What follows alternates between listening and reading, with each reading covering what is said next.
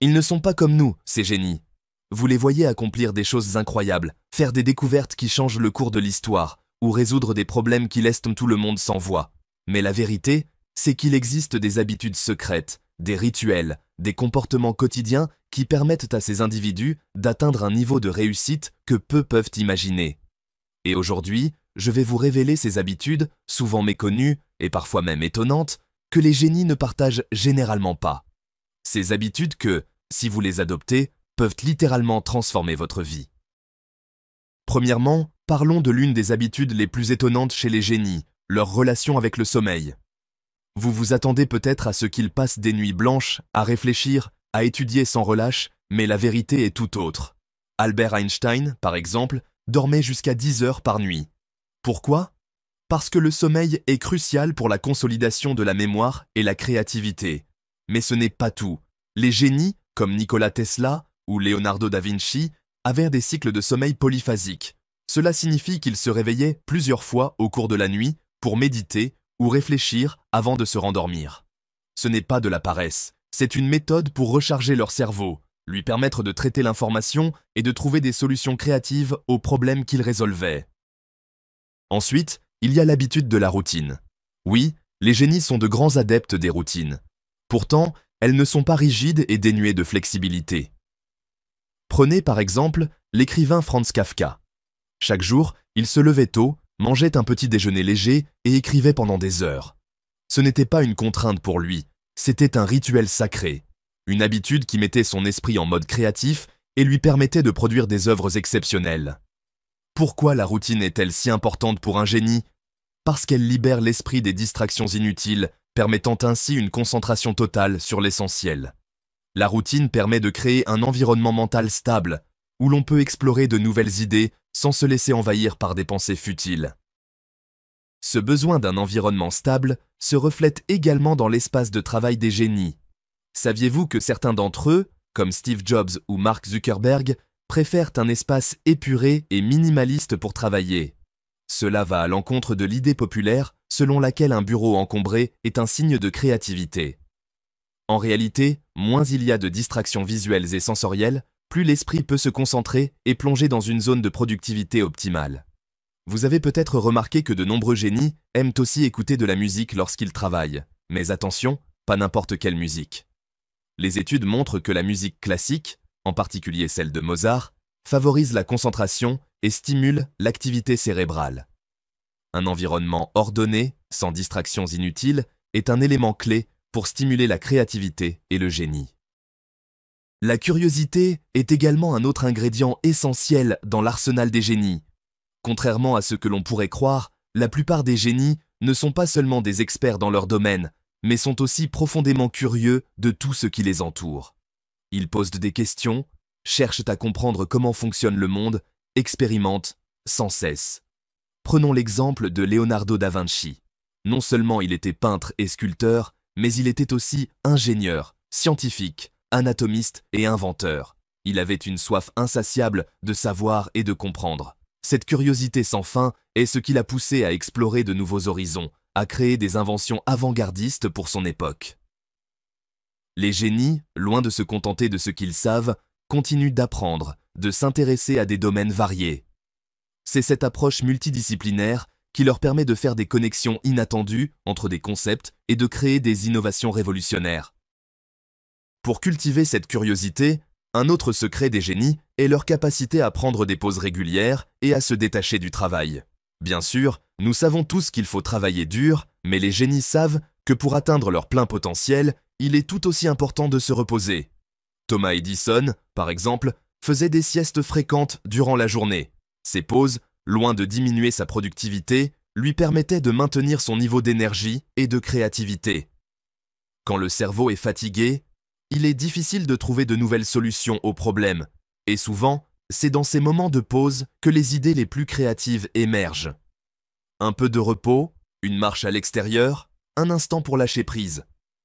Ce sont ces petits moments de calme qui permettent aux génies de revenir à leur travail avec un esprit plus frais et plus inventif. Un autre aspect fondamental des habitudes des génies est leur approche de l'échec. Pour beaucoup de gens, l'échec est une fin en soi, un obstacle insurmontable. Mais pour les génies, l'échec est vu comme une étape du processus. Ils ne sont pas découragés par les erreurs, ils les considèrent comme des opportunités d'apprentissage. Winston Churchill disait « Le succès, c'est d'aller d'échec en échec sans perdre son enthousiasme ». Les génies ont cette capacité rare de persévérer, d'itérer et d'améliorer leurs idées sans jamais se laisser arrêter par la peur de l'échec. Par exemple, Thomas Edison, après avoir échoué des milliers de fois à inventer l'ampoule électrique, disait que chaque échec était une découverte. « Je n'ai pas échoué, disait-il. J'ai simplement trouvé 10 000 façons qui ne fonctionnent pas. » Cette résilience, cette capacité à accepter l'échec et à l'utiliser comme tremplin vers le succès, est une caractéristique centrale des génies. Mais qu'en est-il de leur approche de l'épanouissement personnel? Contrairement à l'idée que la seule chose qui compte pour un génie est le travail acharné, la vérité est qu'ils comprennent l'importance d'une vie équilibrée. Les génies, qu'ils soient artistes, scientifiques ou entrepreneurs, savent que l'inspiration ne vient pas uniquement du travail intense. Ils pratiquent des activités qui nourrissent leur esprit et leur corps. Certains, comme Steve Jobs, pratiquaient de la méditation. D'autres, comme Charles Darwin, passèrent de longues heures à marcher dans la nature pour stimuler leur créativité. L'activité physique, les moments de relaxation, la méditation, toutes ces pratiques sont cruciales pour maintenir un équilibre mental et émotionnel. Un esprit clair est un esprit plus créatif et plus productif. Mais le plus grand secret des génies réside dans leur vision de la vie elle-même. Ils ne voient pas les choses de manière ordinaire. Ils perçoivent des possibilités là où d'autres ne voient que des obstacles. Ils ne se contentent jamais de suivre la voie toute tracée. Ils osent prendre des risques, oser l'inconnu. Les génies voient le monde à travers un prisme unique. Ils sont capables de percevoir des solutions où personne d'autre ne les voit. Par exemple, lorsque les frères Wright ont conçu le premier avion, ils ne se sont pas laissés décourager par les milliers d'essais infructueux, par les experts qui leur disaient que cela n'était tout simplement pas possible. Leur vision de ce que pourrait être le vol humain a radicalement changé l'histoire. Alors, quelle est la leçon à tirer de tout cela? C'est que le génie n'est pas une question de talent inné ou de génétique. Ce sont des habitudes, des comportements, des attitudes envers la vie, le travail et l'échec qui créent des génies. Il n'y a pas de recette magique, mais il existe des clés que vous pouvez adopter. Adoptez la curiosité, la résilience, la discipline et surtout, apprenez à voir au-delà des apparences, à imaginer l'impossible. Si vous suivez ces habitudes secrètes des génies, vous verrez bientôt des changements dans votre propre vie. Vous deviendrez, à votre manière, un génie. Continuons à décortiquer ce qui fait d'un génie un génie, en allant encore plus loin dans les habitudes et les approches uniques qui façonnent leur réussite. Il est essentiel de comprendre que les génies ne sont pas simplement des individus exceptionnels dans leur domaine, mais des personnes qui cultivent une manière unique de penser et d'agir au quotidien. Ces habitudes ne se contentent pas de renforcer leur talent naturel, elles les amplifient, les affinent et les transforment en un processus créatif permanent. Une autre habitude fascinante des génies est leur capacité à repenser constamment leurs idées et à revenir sur leur travail. Contrairement à la croyance populaire qui veut que les grands penseurs aient des idées lumineuses en un instant de révélation, les génies savent que la perfection ne vient qu'après un long processus de réflexion, de révision et de réévaluation. L'un des exemples les plus célèbres de cette pratique est l'œuvre d'Isaac Newton, qui, après sa découverte de la gravité, a mis de côté ses recherches pendant des années avant de les revisiter, les réévaluer et d'y apporter des ajustements. Les génies ne s'arrêtent pas à leur première idée, aussi brillante soit-elle. Ils savent que l'innovation est un processus itératif. Ils ont la capacité de revenir en arrière et de tester, encore tester, jusqu'à ce que leur vision devienne la plus claire et la plus aboutie possible. Cela nous amène à un autre point fondamental, l'importance de la patience. Les génies ne sont pas ceux qui cherchent une gratification immédiate.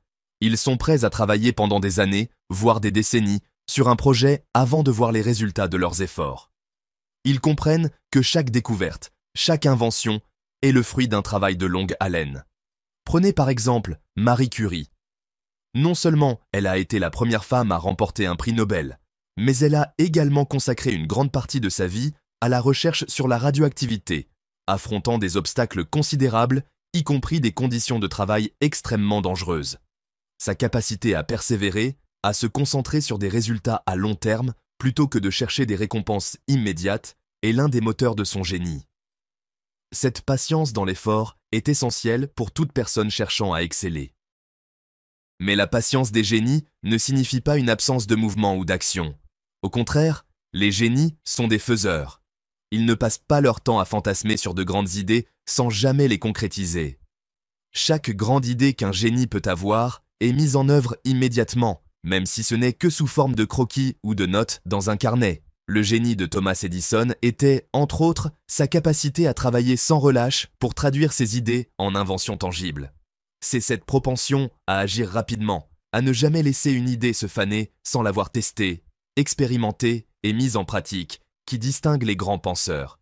Ils savent que l'idée ne compte pas sans l'action. Cela peut paraître simple, mais cette distinction est essentielle. Les génies ne passent pas des heures à délibérer sur leurs projets. Ils passent leur temps à les concrétiser, à les tester, à les ajuster, à les faire évoluer. Ils prennent des risques en sachant qu'une idée concrétisée, même imparfaite, a une valeur bien plus grande qu'une idée qui reste figée dans leur esprit. Les génies ont aussi une habitude que peu de gens comprennent bien, l'art de rester seul avec leurs pensées. Ce n'est pas une question de solitude forcée, mais de se donner volontairement l'espace mental nécessaire à l'innovation. Albert Einstein avait cette habitude presque quotidienne de se retrouver seul dans son bureau, avec simplement quelques papiers, une plume et une tasse de thé. Il se permettait de s'évader dans ses propres pensées, sans interruption. C'est dans cet isolement, ce temps de réflexion libre, que les plus grandes idées prennent forme. Les génies savent que pour faire naître quelque chose de nouveau, ils doivent couper le bruit extérieur et se consacrer pleinement à leur processus intérieur. Ce n'est pas une simple pause, c'est un moment de plongée profonde dans la réflexion. Cet isolement n'est pas seulement mental, il est souvent aussi physique. De nombreux génies, comme Charles Darwin, préférèrent des environnements isolés, loin des distractions sociales et des pressions extérieures. Darwin, par exemple, passait des heures à marcher dans le jardin de son domicile pour faire émerger ses idées sur l'évolution. La solitude, loin d'être un acte de fuite, est une technique qu'ils utilisent pour nourrir leur créativité et leur réflexion. L'isolement crée de l'espace pour la concentration, mais aussi pour la reconnexion avec soi-même. Les génies savent que cette reconnexion est essentielle pour renouveler leur énergie mentale et leur inspiration. L'importance de la discipline est un autre aspect fondamental de leur mode de vie. Un génie n'est pas simplement une personne brillante, mais quelqu'un qui combine cette intelligence avec une rigueur inébranlable dans son travail quotidien. Prenons l'exemple de Wolfgang Amadeus Mozart. Bien qu'il soit souvent considéré comme un enfant prodige, Mozart était aussi un travailleur acharné, respectant une discipline stricte dans sa composition. Il travaillait souvent de longues heures chaque jour, répétant et perfectionnant ses œuvres. Cette discipline s'applique non seulement au travail, mais aussi à la gestion de son énergie. Les génies savent quand travailler à fond et quand se retirer pour se ressourcer. Ils ont une connaissance aiguë de leur propre rythme, ils savent quand ralentir et quand pousser à fond. Les génies comprennent aussi un principe fondamental, l'importance des erreurs et des échecs comme outil d'apprentissage. Ils ne sont pas des perfectionnistes, loin de là. Au contraire, ils acceptent les imperfections et les utilisent comme levier pour aller de l'avant. Ce n'est pas simplement une question de persévérer dans l'échec, mais de savoir en tirer des leçons. Par exemple, Steve Jobs a connu plusieurs échecs dans sa carrière, avant de connaître un succès massif. Son premier échec majeur a été lorsqu'il a été évincé de Apple, l'entreprise qu'il avait fondée. Plutôt que de se laisser abattre, Jobs a utilisé cette expérience pour réinventer sa vision et créer Nexté et Pixar, deux entreprises qui ont contribué à façonner l'industrie technologique et cinématographique. L'échec n'a pas été un obstacle, mais une opportunité. Cette capacité à apprendre des erreurs est une caractéristique clé qui distingue les génies. Enfin, l'une des habitudes les plus puissantes des génies est leur engagement envers la simplicité. Les plus grands penseurs et créateurs ne sont pas ceux qui compliquent les choses, mais ceux qui savent réduire la complexité à son essence. Prenez Steve Jobs, encore une fois. Son approche du design chez Apple a toujours été de rechercher la simplicité, de rendre les choses accessibles à tout le monde. Ce principe de simplicité va au-delà du design produit. Ils s'appliquent à leur manière de résoudre des problèmes, de formuler des idées et d'interagir avec le monde. Les génies savent qu'une idée brillante est souvent la plus simple, et ils s'efforcent de la rendre aussi épurée et claire que possible. La simplicité est synonyme de clarté, et la clarté est ce qui permet à un génie de communiquer ses idées de manière percutante et de les rendre compréhensibles pour le plus grand nombre. En somme, les habitudes des génies ne se limitent pas à des actions spécifiques ou à des méthodes ponctuelles. Elles sont le reflet d'une mentalité profonde, celle de la recherche constante, de l'expérimentation sans fin et de la volonté de remettre en question tout ce que l'on sait. Elles sont également une question de vision, de capacité à voir au-delà des apparences et à imaginer des possibilités là où les autres ne voient que des limites. Si vous voulez emprunter le chemin des génies, il ne suffit pas de copier ces habitudes à la lettre. Il faut les intégrer dans votre propre processus, les adapter à vos passions et à vos ambitions. C'est ainsi que vous pourrez, vous aussi, transformer votre quotidien en une série de petites victoires créatives qui, à terme, changeront votre vie.